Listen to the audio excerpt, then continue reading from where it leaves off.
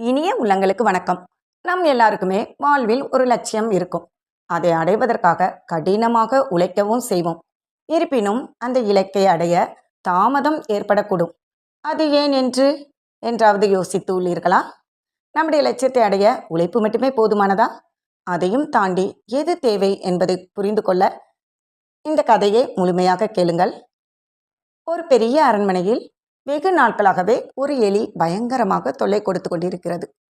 அதை பிடிப்பதற்காகவே அரண்மனையில் ஒரு பூனையை வளர்த்தார்கள். எவ்வளவுதான் அந்த பூனை எலியை பிடிக்க முயற்சித்தும் அதனால் அந்த எலியை நெருங்க கூட முடியவில்லை. அந்த எலியின் தொல்லை தாங்க முடியாமல் வெளிநாட்டிலிருந்து நிறைய பூனைகளை அந்த எலியை பிடிப்பதற்காகவே வாங்கி வருகிறார்கள். அந்த அரண்மனைக்கு பல நாடுகளிலிருந்தோ பூனைகள் வருகிறது. ஆனால் எந்த நாட்டு பூனையாலும் அந்த எலியை பிடிக்கவே முடியவில்லை. இதை பார்த்த காவலாளி ஒருவர் தன்னுடைய பூனையை கொண்டு வந்து விடுகிறார். காவலாளியுடைய பூனை வந்த சிறிது நேரத்திலேயே அந்த எலியை பிடித்து விட்டது.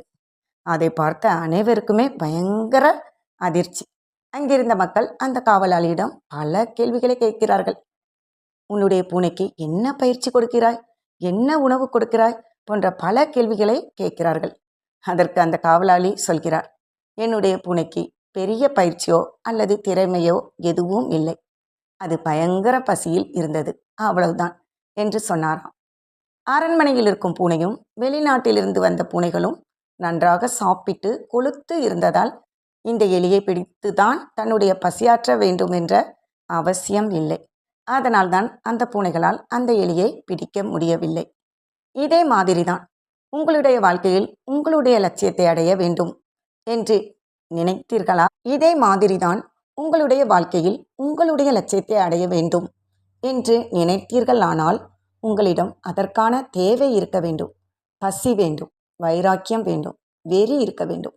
அப்போதுதான் அந்த லட்சியத்தை அடைந்து அதில் வெற்றியும் பெற முடியும். முயற்சித்துத்தான் பாருங்களேன். வாழ்க்கை நிற்கட்டும். நன்றி. மீண்டும் சந்திப்போம்.